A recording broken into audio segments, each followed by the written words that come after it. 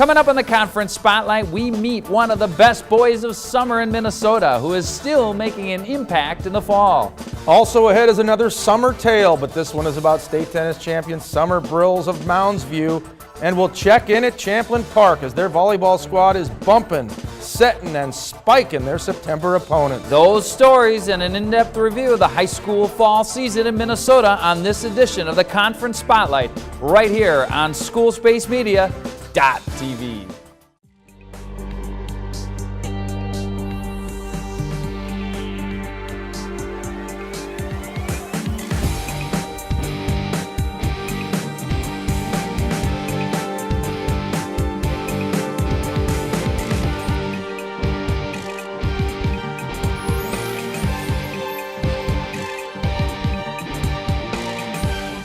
And greetings, everybody. Welcome to another edition of the Conference Spotlight Show. I'm your cheery host, Tori Holt. This is Eric Nelson along with you. We're really glad to be here. Again, the fall sports season, it's kicked off. It's in full swing, and a lot of great action going on so far. Yeah, we've got soccer, we've got volleyball, and of course we've got football. Some teams, Tori, off to blazing starts. Others are ice cold. Yeah, absolutely. And one of those teams that is actually off to a hot start is Mounds View. They are 3-0, and we get into taking a look at some of the Suburban East Conference football. That includes Mounds View and their game against Cretin-Derham Hall, the Raiders. Well, the Mustangs fans were pretty in pink and excited about their team who was out to that 3-0 start. But the Raiders' running game stole the show in the first quarter. Watch Brian Langford Johnson rumble his way for 40 yards, taking the ball out to midfield and putting the Mustangs on their heels.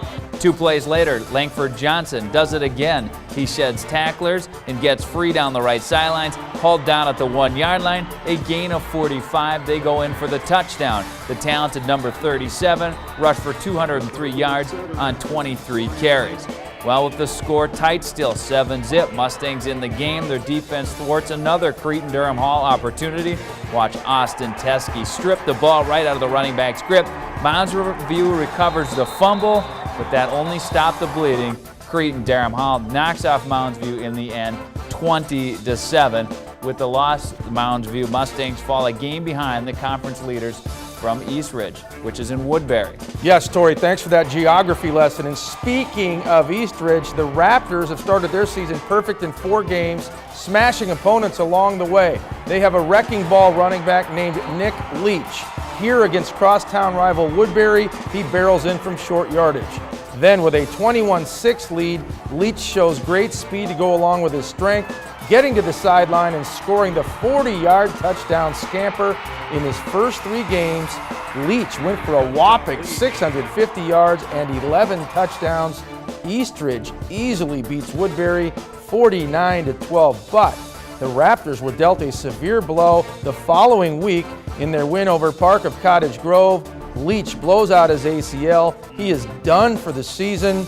The Raptors have plenty of weapons, but one of their leaders will now just be a cheerleader. That is a tough break. All right, on to homecoming at Park Center. The Pirates are run by former Gopher standout Ricky Foggy. It's been a slow start for the Pirates, but they start strong against Totino Grace.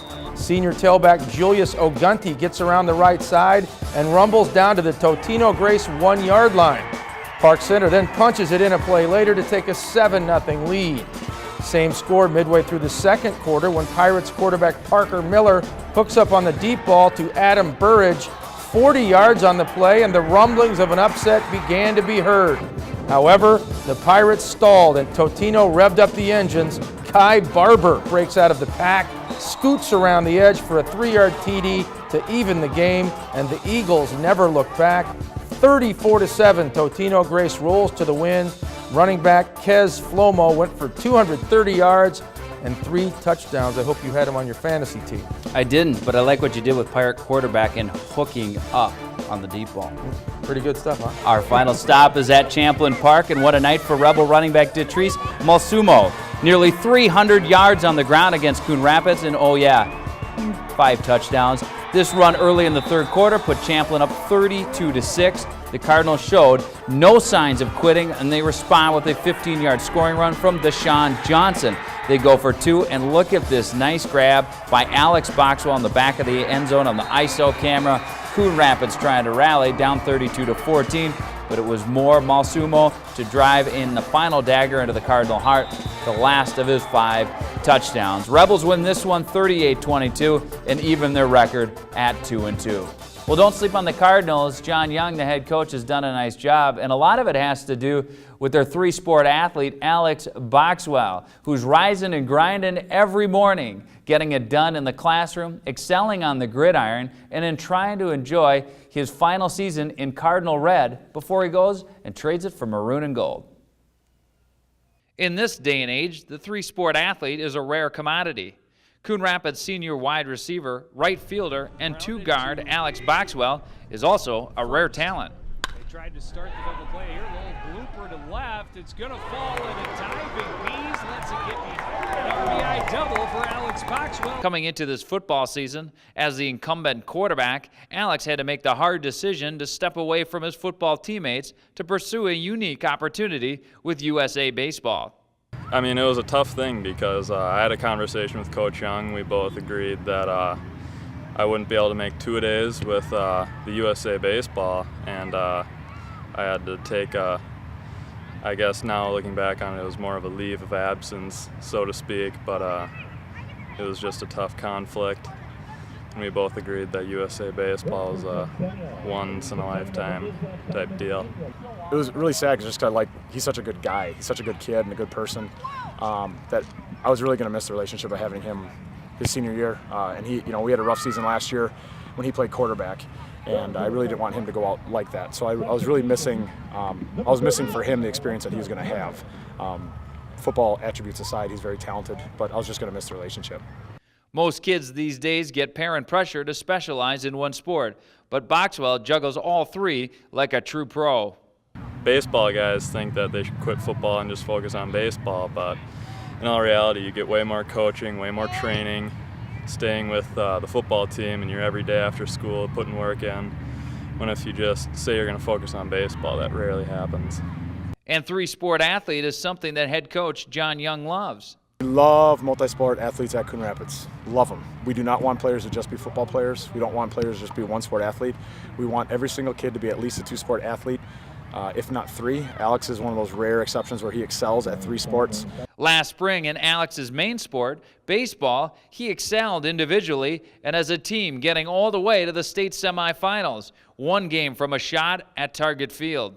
That was a great experience. We had a great group of guys. I mean, obviously we had Logan Shore, who was a preseason All-American, All-State, Gatorade Player of the Year. But most of the other guys on the team get overlooked a little bit. We had a great group of guys.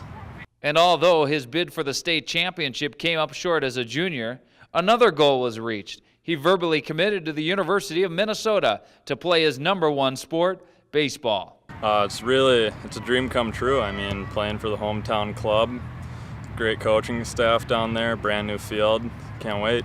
For now, football coach John Young is happy to have his star receiver and his competitive nature back on the football field, bringing his A game. Alex brings just playmaking abilities. Very fast, has a really good vertical, unbelievable ball skills, tracks the ball in the air really well. Still refining some of the route running stuff, but he works incredibly hard. Very coachable, and he hates losing, very competitive, and he wants the ball all the time. And he hasn't done a lot of it. But before he goes to the maroon and gold, you can bet a kid as dedicated to his 3-sport athletic career, he's as dedicated to his Cardinal red. It's been a great experience so far. I've met a lot of great people, played for a lot of great coaches, have a lot of good friends. It's been a great experience. I love Coon Rapids High School. And that was such a nice run from Alex Boxwell and the Coon Rapids team all the way into the semifinals with the Minnesota Twin draft pick and Logan Shore. Yeah, and I like kids who play multiple sports. And here's a guy Oh, that yeah. plays football and baseball. They have to be happy with the way things are going up there in Coon Rapids. Yeah, absolutely indeed. Also happy, the teams that are at the top of the standings in 6A football, everybody in the top 5 wins. That includes Lakeville North, Eden Prairie, Minnetonka, East Ridge, and Maple Grove. But not everybody won. No, some of the heavyweights get knocked off. The Stillwater Ponies and Mounds View Mustangs both lose. Not a good week for horse teams. No, not at all. But we'll keep trotting along. Here's a look at the rest of the standings.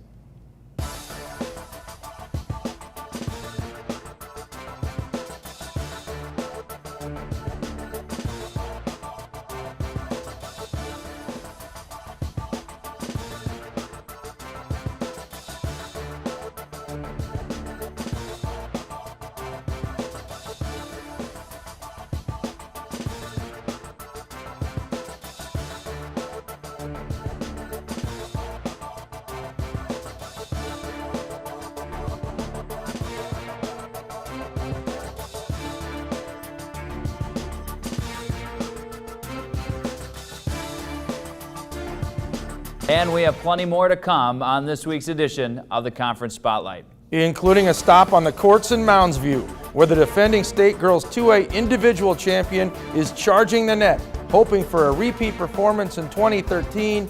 This is SchoolSpaceMedia.tv.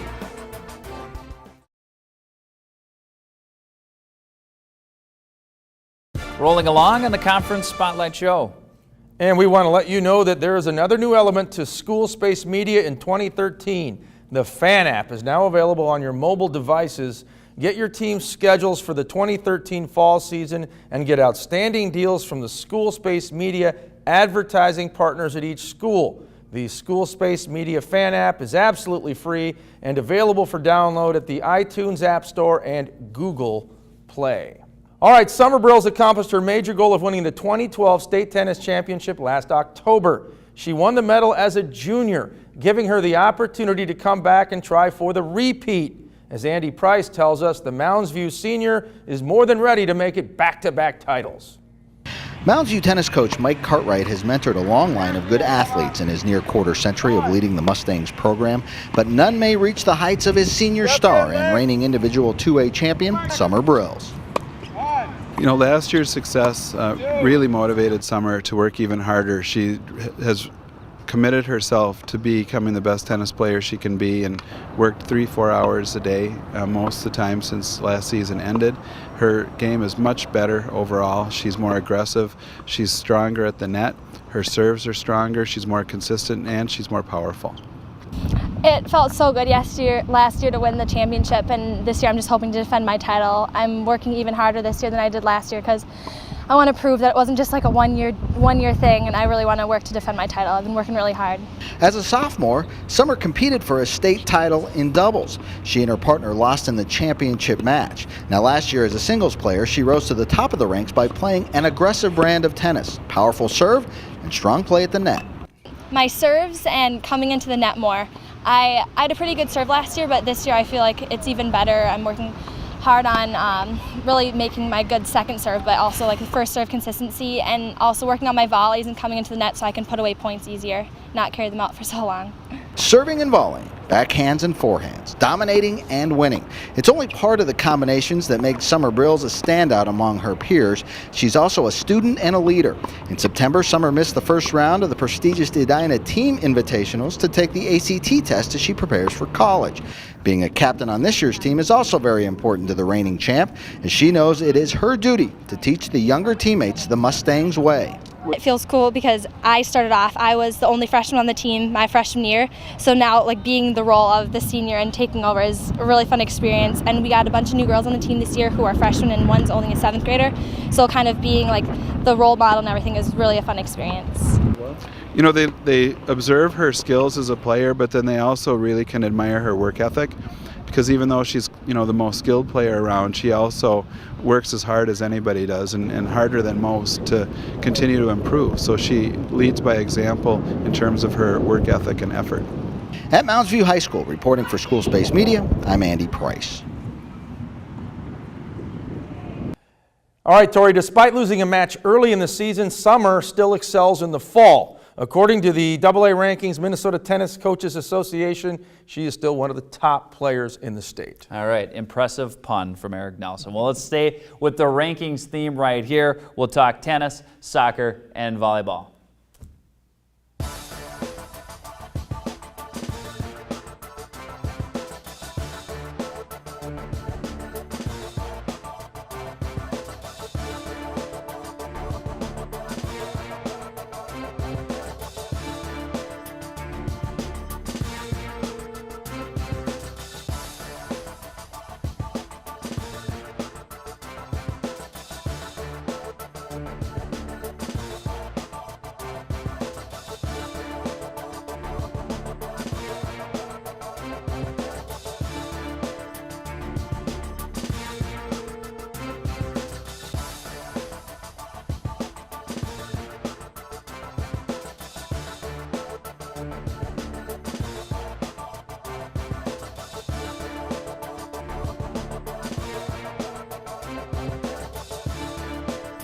When the conference spotlight continues, volleyball will be the topic of discussion.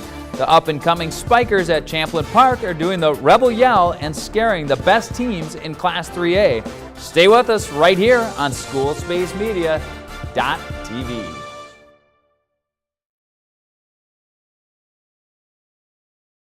And welcome back to the Conference Spotlight Show right here on SchoolSpaceMedia.tv. Well, up next on the docket, it is volleyball, and there are plenty of good teams, not only in the state of Minnesota, but right here in our backyard, right in the metro area. Yeah, and let's pinpoint the Northwest Suburban Conference. We're going to check some highlights from Centennial against Champlin Park. The host Rebels, winner of 9 of their first 10, and they take the first game of the match. Great point here as Centennial's Liz Olson tries for the knockout shot, but the dig is made by Peyton Stultberg of Champlin. In the end, it is Mariah Sampson getting the winner for the Rebels as they gain the early advantage. More on Sampson in a few seconds. Centennial rallied to even the match with a fierce game 2. Watch as Katie Farmery and Jill Conrad combine to get the block.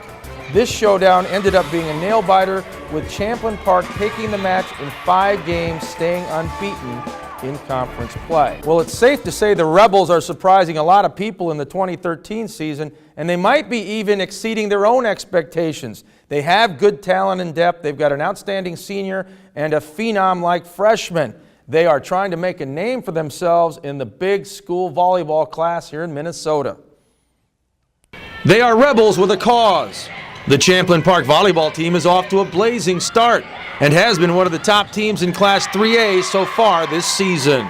We just know that there was a lot of good players coming through, younger players. They work hard in the off-season, a lot of them play off-season stuff, and good group of coaches, great group of kids that just work really hard. So we knew that if they just stayed focused, we were going to have a little more depth coming through, and it's paid off. The Rebels knew they would be better, but had no idea they would blossom so quickly. I knew that we were going to be good, and I knew that we would have a talented team with returners and new players coming in, so I kind of expected it, but I didn't think we'd come this far. I wasn't expecting us to be this good, actually. We're just going to keep working. Got a lot of stuff to work on still. We knew we were going to be a little deeper this year than maybe we had been in the past, but we weren't expecting a 9-1 start, but we're very happy with it and excited about it and very proud of the effort the girls have put in to get to that point. Champlin Park coach John Junker is in his 3rd season with the Rebels. The key building blocks to CP's winning foundation are senior Mari Sampson and freshman Sydney Hilly. Sampson is 6'2" and has game-changing abilities. She is a force at the net on offense and defense. Really changes the game for us as far as what we're able to do offensively, but also the other teams have to know where she's at when they are hitting. But she's really improved her all-around game too. She's playing back row for us this year.